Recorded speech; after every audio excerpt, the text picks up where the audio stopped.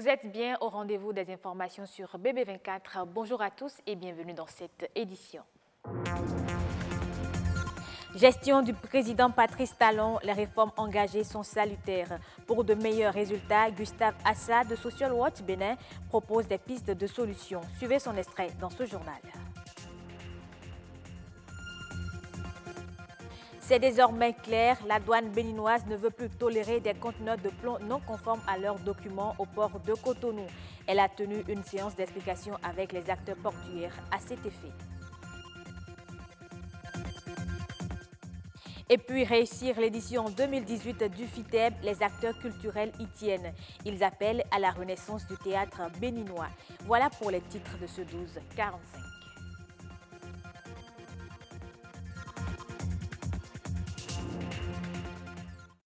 Le coordonnateur de Social Watch Bénin s'est prononcé sur le bilan de l'an 2 du président Patrice Talon. Pour l'acteur de la société civile, les réformes du gouvernement sont salutaires, mais la méthode employée reste à parfaire. Suivons un extrait de ses propos au micro de Armel Dosukago. Le chef de l'État a annoncé la plupart des réformes économiques, les réformes socio-économiques, les réformes politiques qui doivent être la cheville ouvrière, à partir donc de laquelle il va opérer des changements et impacter le plus grand nombre de Béninois certainement.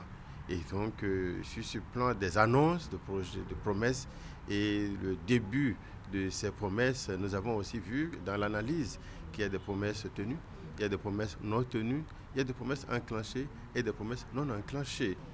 Je peux simplement m'appuyer sur le déguerpissement.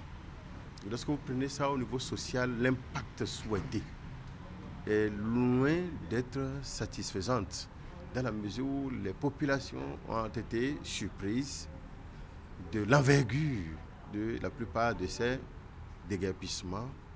Et jusqu'à aujourd'hui, on n'a pas de mesures qui puissent être des mesures d'accompagnement de ceux qui aujourd'hui sont dans des situations.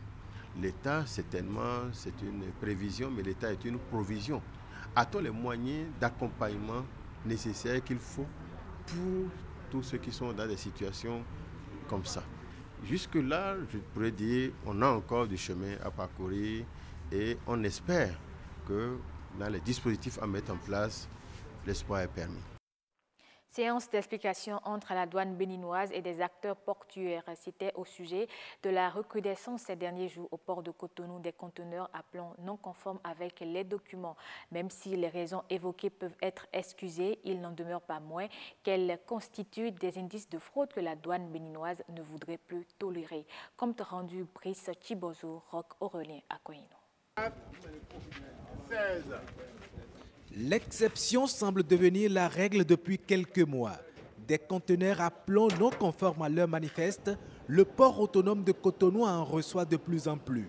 En 3 mois, une société bat le record avec 137 demandes d'autorisation de sortie de conteneurs pour non-conformité de plomb. Pour la douane béninoise, il ne s'agit pas d'un fait banal.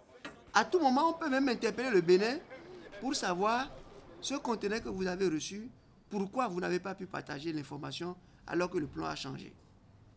Donc, il y a des questions sécuritaires, il y a aussi des questions fiscales. Sur instruction de la direction générale, la brigade douane Cotonou-Port échange avec les manutentionnaires, les consignataires et les armateurs pour en comprendre les raisons et situer les responsabilités. Il y a des cas où le chargeur met plusieurs plans sur ce conteneur, un plan armateur, un plan personnel, un plan douane aussi. Et lors des manipulations, un plomb se casse. Donc au débarquement, on trouvera un plomb qui n'est pas manifesté, alors que ce plomb a bien été placé par le chargeur. Il y a d'autres cas où, lors de l'empoutage, celui qui a fini de faire l'empoutage met un plomb du conteneur A à la place du plomb du conteneur B. Et lorsqu'on arrive ici, on se retrouve avec un plomb non conforme. On s'alarme, ça se comprend, mais on ne devrait pas. Ce n'est pas forcément de la fraude. Le conteneur étant un véritable vecteur de fraude selon les douaniers, la non-conformité de plomb est une infraction douanière punie par les tests. Nous ne pouvons pas tolérer ce fait. Mais quand on vous déclare des marchandises, et la seule chose qui nous certifie que la marchandise qui est déclarée, c'est ça qui est dans le conteneur, c'est la conformité de l'élément de scellement qui est le plomb. Mais si, à l'arrivée, on constate que le plomb n'est pas conforme, On peut supposer que la marchandise a été remplacée. On peut supposer que les gens manipulaient pour mettre autre chose. On peut supposer que c'est une marchandise prohibée, peut-être que le monsieur transportait et pour semer la zizanie a manifesté un autre plan. De cette discussion entre acteurs portuaires et douanes, des propositions ont été faites pour la traçabilité des conteneurs. Aujourd'hui, nous sommes à l'ère de la dématérialisation, nous sommes à l'ère de l'informatique et nous avons déjà les outils qui nous permettent de tracer le circuit du conteneur pour savoir avec quel plan il a été débarqué, avec quel plan il a été livré, avec quel plan il a été embarqué. Et ces outils, tous les acteurs de la plateforme portuaire du Bénin les ont déjà. Le guichet unique en est un exemple. Ils nous ont fait des propositions que nous allons rendre compte à la hiérarchie. Très bientôt, de nouvelles dispositions seront prises par la douane béninoise pour garantir davantage la sécurité des marchandises débarquées au port autonome de Cotonou. Le Festival international de théâtre du Bénin, édition 2018, s'ouvre le 16 novembre.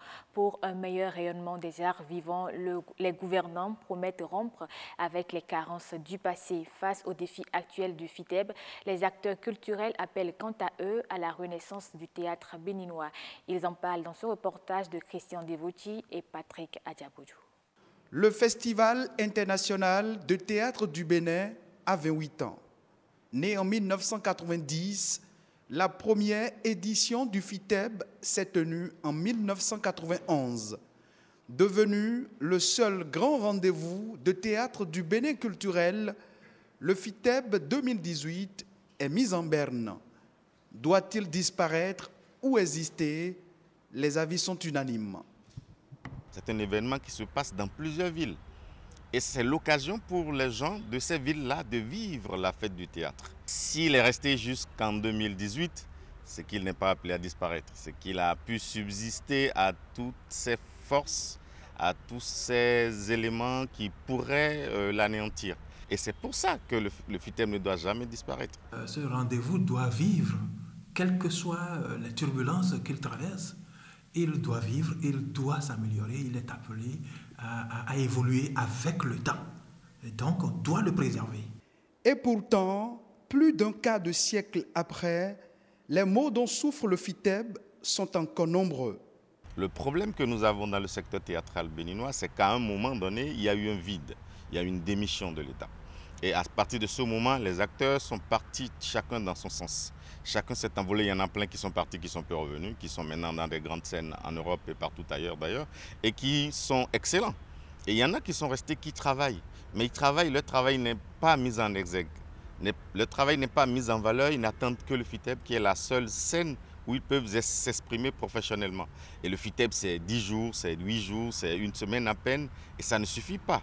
En plus de ces malaises qui affaiblissent les efforts du FITEB, pas de salle de spectacle. Il y a des comédiens qui sont là, il y a des ingénieurs culturels qui sont là, qui travaillent. Mais ils vont travailler après. Si nous n'avons pas de salle de théâtre, ils vont présenter où? Le FITEB est également un instrument de création, de production théâtrale. Paradoxalement, il n'y a pas de salle de spectacle. Le Bénin ne dispose pas de salle de spectacle. Que faire pour insuffler une nouvelle dynamique au théâtre béninois afin que les arts vivants participent au développement du Bénin? Les acteurs culturels se veulent plus précis. Le FITEB, s'il doit monter toute sa force, c'est dans sa grandeur. Et la grandeur dépendra de son budget. Nous sommes à 300 millions cette année. Mais on doit aller au-delà de ça. Le FITEB se veut un grand festival en Afrique. C'est le premier festival de théâtre en Afrique, de par sa taille. À partir de ce moment, le budget doit être conséquent. Un budget de 800 millions, d'1 milliard, ce n'est pas exagéré. Pour installer déjà des villages dans toutes les villes qu'on ambitionne occuper par le FITEB, 300 millions, ça ne suffirait pas. Parce que 300 millions, ça va faire la billetterie, les cachets, le transport et l'hébergement des troupes qui vont venir de l'extérieur et le financement des créations FITEB. Terminé. Ça ne peut pas apporter la fête FITEB dans les villes. Et donc la première réforme fondamentale de l'État au niveau du FITEB, c'est le budget. La 14e édition du FITEB a été reportée en novembre. L'édition 2018, celle de tous les espoirs. Le café camerounais s'est frayé 9 nouveaux débouchés dans le monde au cours de la campagne 2016-2017.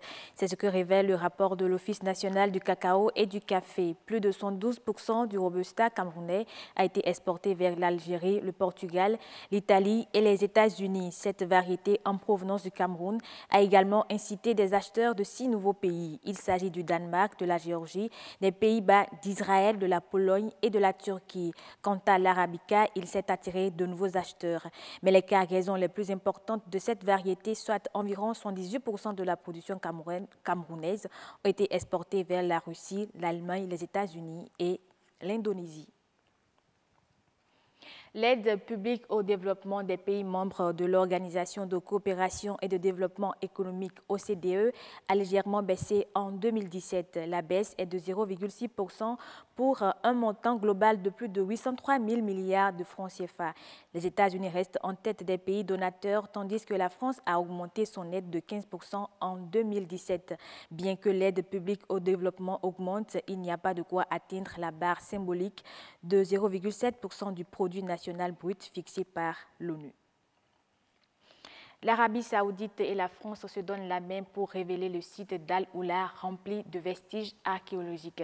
C'est grâce à un méga projet de développement touristique et culturel dont les deux pays ont signé un accord. Il s'agit de réveiller cette région particulièrement riche en ruines nabatéennes et en paysages exceptionnels. Reportage. Un survol en hélicoptère révèle un paysage éblouissant parsemé de mots, de labyrinthes, rocheux et d'étendues de sable. La cité fortifiée d'Al-Ula, avec ses maisons en briques de boue et de pierre, semble en décomposition sous le soleil brûlant. Malgré sa richesse touristique, elle est restée pendant longtemps abandonnée. Al-Ula est perçu comme un joyau sur la couronne des attractions saoudiennes. Les tombes, dont certaines contiennent des inscriptions pré-islamiques et des dessins comme des scènes de chasse, sont un héritage de la tradition artistique nabatéenne. Tous les trésors de la cité doivent être répertoriés et réhabilités avec la France. D'une durée de 10 ans, l'accord franco-saoudien prévoit la création d'une agence socio-financement de capitaux saoudiens calquée sur le modèle de l'agence France Museum, celle qui a piloté la création du Louvre à Abu Dhabi, inaugurée en novembre dernier. Fin de ce journal, merci de l'avoir suivi. Il est disponible sur le www.ortb.bj. Passez de bons moments sur BB24, la chaîne du développement.